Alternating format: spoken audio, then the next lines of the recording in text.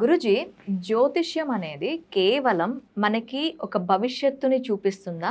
లేక మనకి ఒక వే చూపిస్తుందా? అసలేంటి జ్యోతిష్యం చెప్పాలనుకుంటుంది ఏంటి మనం? జ్యోతిష్యం అనేది ఒక వే చూపిస్తుందండి. హ్మ్. వే చూపిస్తుంది. అంటే మార్గాన్ని చూపించడానికి జ్యోతిష్ శాస్త్రం చాలా ఉపయోగపడుతుంది. ఎందుకంటే జ్యోతిష్ శాస్త్రం అనేది ఒక జ్యోతిష్యం ఒకటే కాదండి. పంచాంగం ఉంటుంది, అంగ సాముద్రికం ఉంటుంది. చాలా మనకు దానిలో ఉన్న అంశాలను చాలా తో కూడుకుందే జ్యోతిష్ శాస్త్రం. అంతేగాని జ్యోతిష్ శాస్త్రం అంటే మీ పుట్టిన డేట్ ఆఫ్ బర్త్ టైం బట్టి రాదు. ఓకే. మీ హస్తరేఖలు ఉంటుంది, మీ ఫేస్ ఉంటుంది, ఇన్ని మార్గాలు చూసుకున్న తర్వాత దానిలోంచి మనం అవుట్పుట్ తీసుకొని దాన్ని తగ్గట్టు మనం దాన్ని రీల్ చేసుకొని అంటే దాని తగ్గట్టు మనం చేసుకుని ఉపయోగపడేటట్టు మార్గాన్ని తీసుకువెళితే జ్యోతిష్ శాస్త్రాన్ని మించింది ఇంకోటి లేదు అంట నేను. ఎందుకనంటే ఇవాళ కూడా ఈ రోజు కూడా గ్రహణం ఎప్పుడు పడుతుంది అనేది దాదాపుగా 6 నెలలు సంవత్సరం ముందే చెబుతున్నారు. ఎందుకని చెప్తున్నారు? ఖగోళం అంత వచ్చింది, కానీ మనం రాసిన జ్యోతిష్ శాస్త్రం పంచాంగాలు రాసిన సూర్యగ్రహణం చంద్రగ్రహణం ఏర్పడుతుందంటే ఆ టైంలో ఎందుకు ఏర్పడుతుంది అంటే మన వారు లెక్కలు వేసిన లెక్కలు ఈ రోజు కూడా పంచాంగంలో అంత గొప్పగా ఉన్నాయి.